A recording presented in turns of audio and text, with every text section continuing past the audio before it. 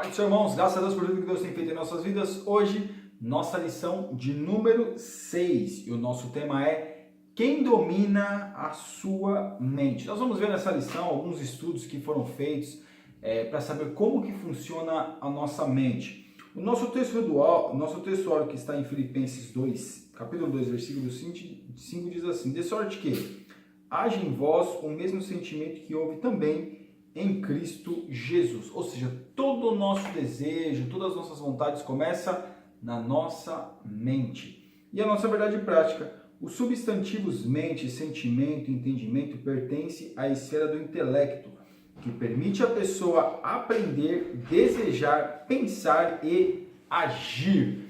Então, meus irmãos, a nossa mente, o campo da guerra espiritual também está na nossa mente, que é um território muito difícil, onde estão os nossos sentimentos, onde está tudo aquilo que a gente coloca para fora. Então nós temos que pensar, imaginar e também tentar entender como que funciona a nossa mente, fazer uma autoanálise da nossa mente, o que tem se passado na nossa mente, o que nós temos alimentado a nossa mente.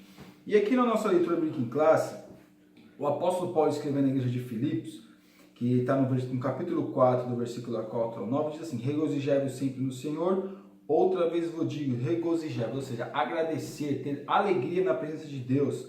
Seja a vossa equidade notória a todos os homens, por perto está o Senhor. Não estejais inquietos por coisa alguma, antes as vossas petições sejam em tudo conhecidas diante de Deus, pela oração e súplicas, com ação de graças. E a paz de Deus, que excede todo entendimento, guardará os vossos corações e os vossos sentimentos em Cristo Jesus. Ou seja, estar guardado, meus irmãos, a fonte do nosso intelecto, o nosso sentimento, o desejo real dos nossos corações, estar guardado em Deus. O que está guardado em Deus? É nós falarmos, não escondermos, não querer esconder de Deus aquilo que nós sentimos, aquilo que nós pensamos, aquilo que nós desejamos na nossa vida, não querer esconder do Espírito Santo. Irmãos, não que a gente consiga esconder, mas a gente tem que falar para Deus, deixar tudo guardado na presença de Deus, colocar todas as nossas fraquezas diante de Deus.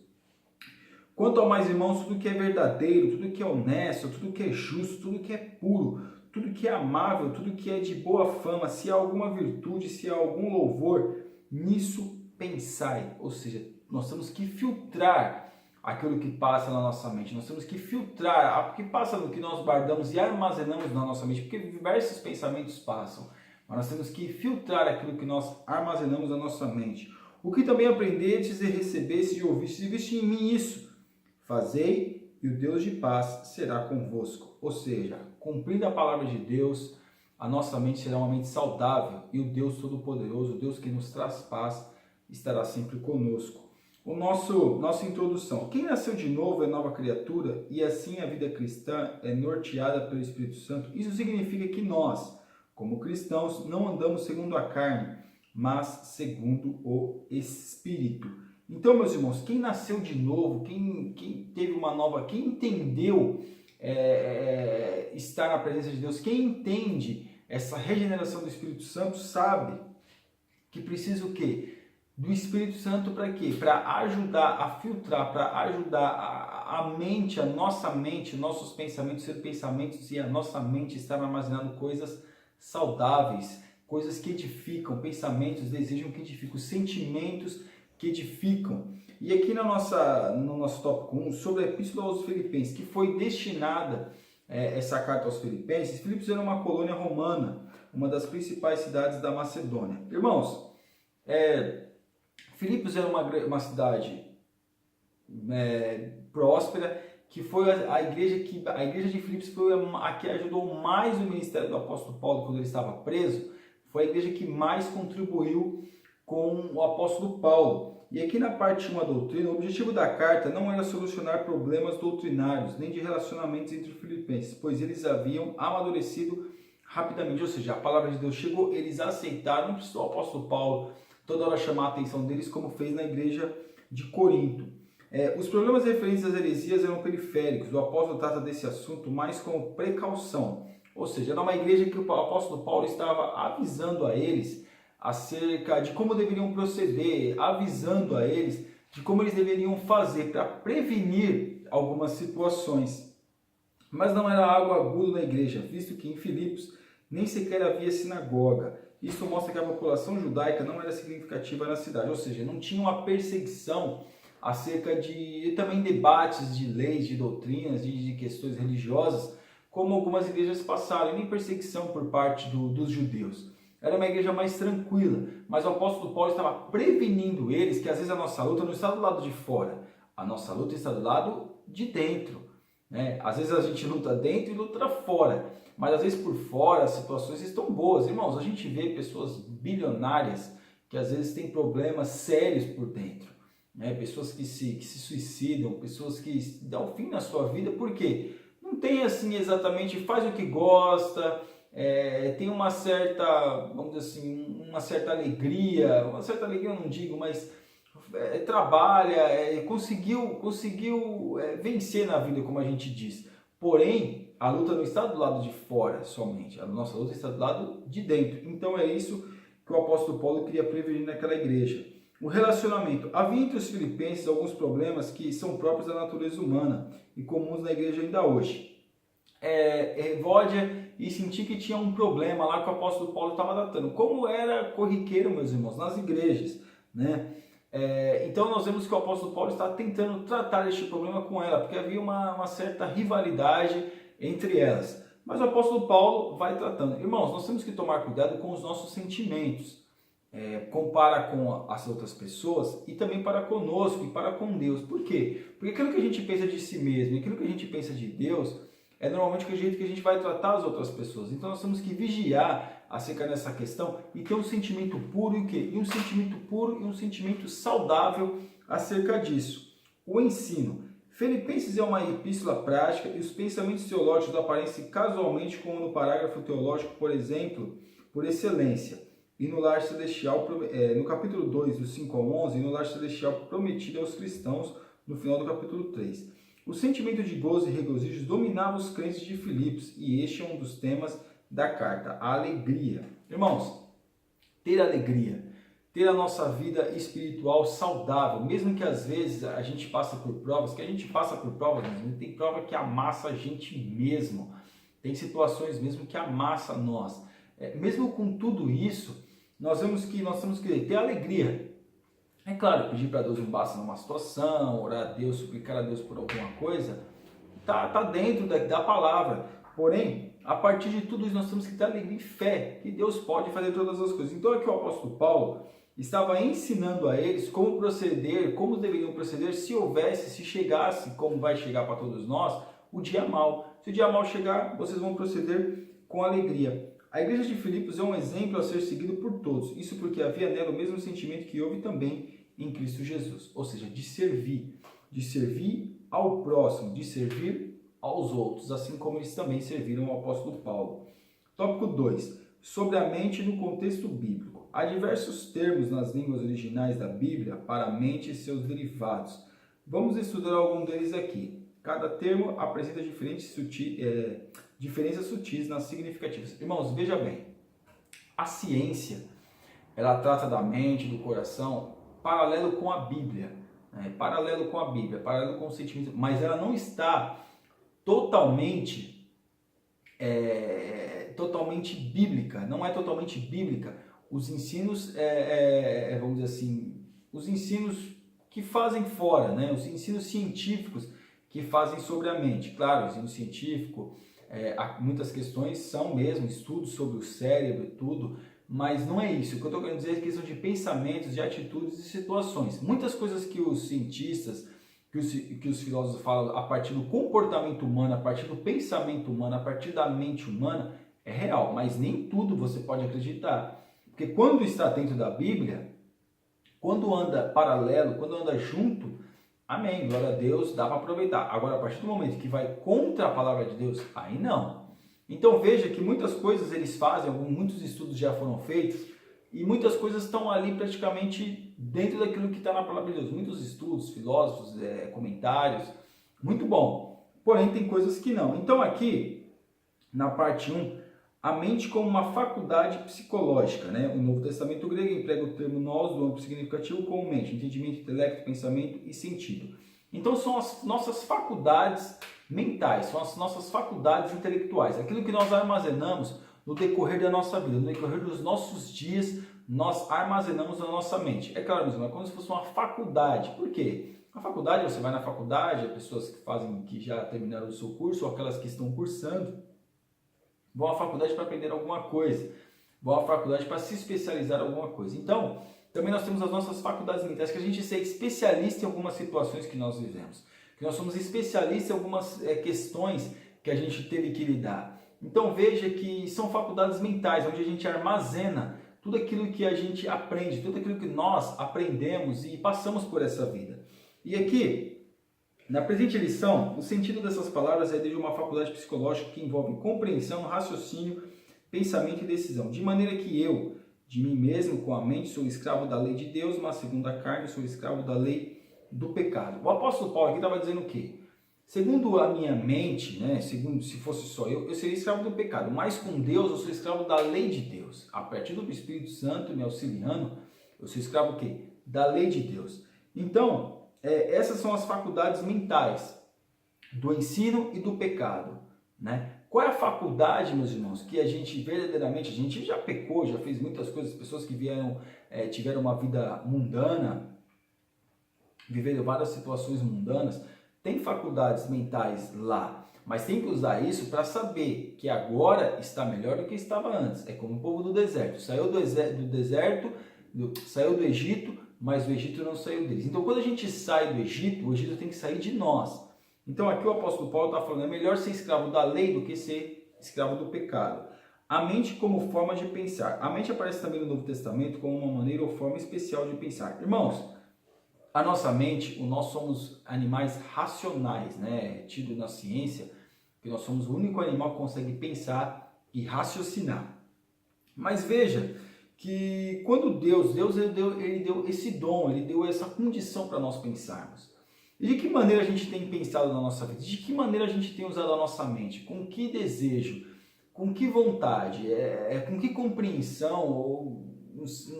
Ou no caso, de que forma a gente tem aplicado a nossa mente em conhecer as coisas de Deus? Ou a gente faz por fazer? Ou a gente imagina por imaginar e não alimenta essa imaginação acerca do quê? Acerca das coisas de Deus. Então veja que o apóstolo que aqui no tópico 2, a nossa mente é onde a gente pensa. Tudo que passa na mente, a gente usa o coração, mas o que está na nossa razão é a nossa mente, onde está sendo as coisas armazenadas e filtradas e julgadas. Por quê? Na nossa mente é um tribunal também. Então veja que nós temos que usar a nossa mente como uma forma de pensar, com pensamentos saudáveis.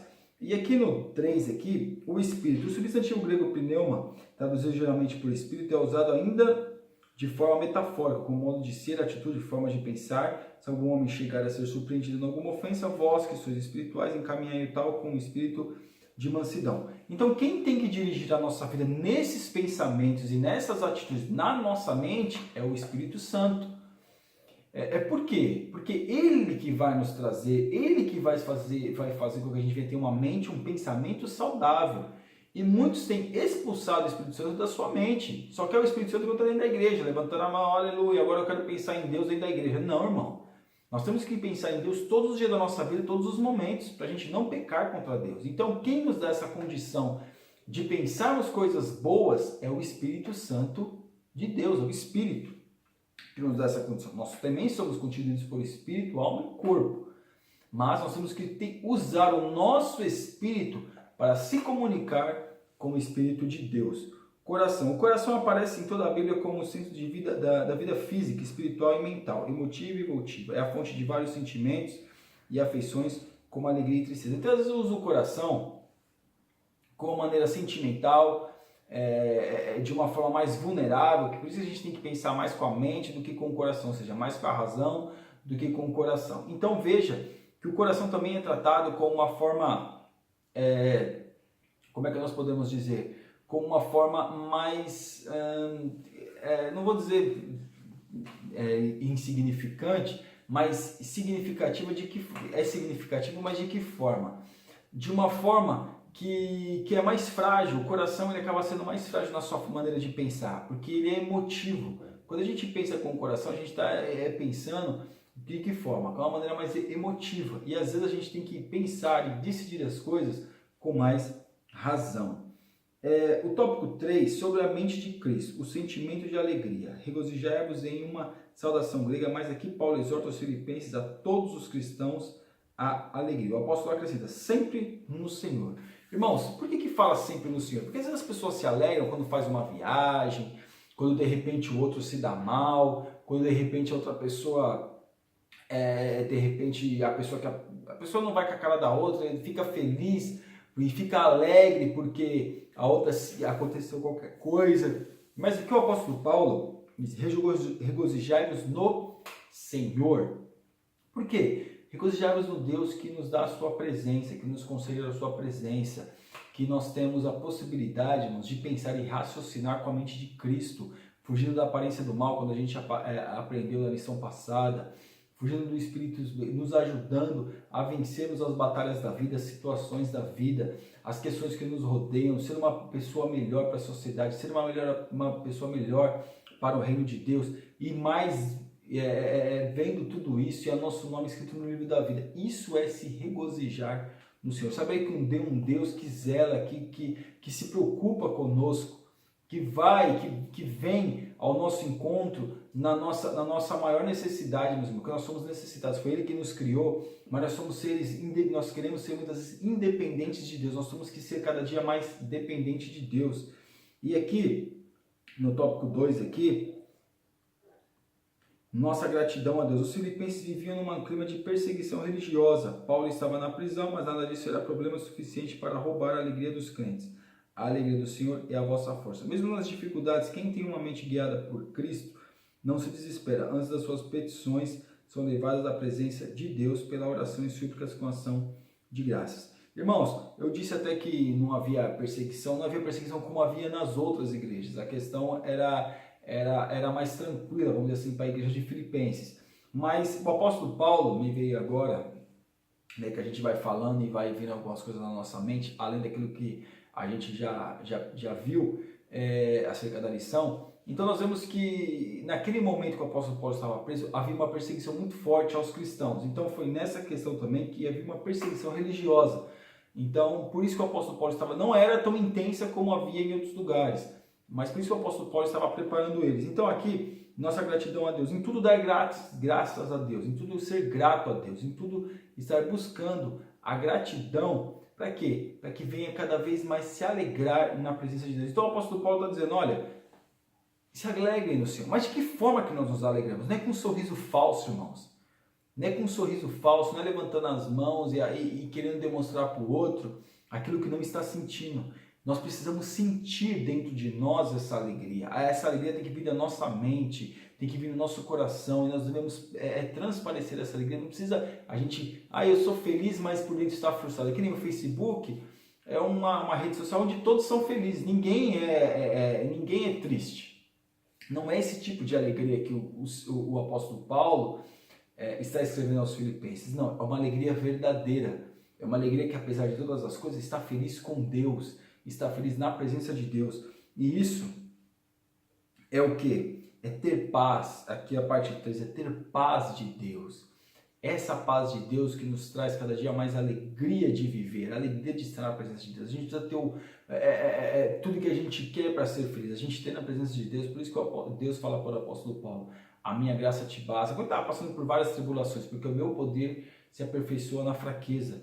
Então isso, nós vemos que essa paz aqui, que no tópico 3 aqui de Deus, ela só vem quando a gente se alegra em Deus, que a gente coloca tudo aquilo que nós somos e que nós estamos passando diante de Deus. E aqui, vou ler aqui uma parte, mas a paz de Deus na vida cristã está acima de todos os bens que uma pessoa pode adquirir e sobrepuja todo entendimento, pois vai além da razão humana, ela excede os vossos corações e os vossos sentimentos em Cristo Jesus. Irmãos, para ter paz com Deus a gente precisa ser rico. Porque às vezes a pessoa precisa ser rico, porque eu preciso ter, porque eu preciso ser, porque eu preciso conquistar. Não, ter paz com Deus é se sentir bem, é se sentir confiante. Mas é lógico, irmãos, muitas coisas acontecem na nossa vida, mas apesar das coisas e situações que acontecem na nossa vida, a gente tem fé, a gente tem paz, a gente tem a presença do Espírito Santo de Deus que rege as nossas vidas. Isso é ter paz com Deus. E agora vamos para a nossa conclusão. O nosso comportamento na vida diária, no lar, na igreja, no trabalho, na sociedade, reflete o que há em nosso coração. E isso mostra por si só quem domina a nossa mente. Então, quem domina a nossa mente? É nós, meus irmãos. O único lugar que nós temos que ser livres para pensar e agir é dentro de nós.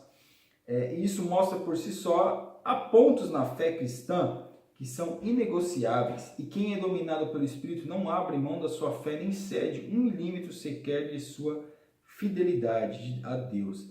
E esse Espírito que domina a mente dos crentes fiéis em Cristo Jesus. Então nós não podemos abrir a mão da nossa fé, a fidelidade que nós temos com Deus. Nós temos que ser fiéis a Deus, nós temos que estar buscando cada dia mais melhorar diante de Deus. Essa tem que ser a nossa mentalidade, esse tem que ser o desejo do nosso coração. Amém, meus irmãos? Então essa lição aqui, ela está falando muito a questão da igreja de Filipos. Não tem muito a questão da questão científica da mente humana.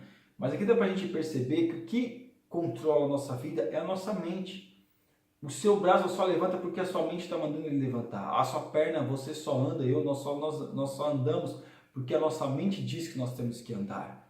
E essa ligação que faz da mente para o corpo, que faz o corpo se movimentar, os olhos abrir e fechar. Então é uma ligação dentro de nós. Amém? Você ainda que não é assinante do nosso canal, está convidado a se assinar e que Deus abençoe os irmãos em nome de Jesus. Deus abençoe.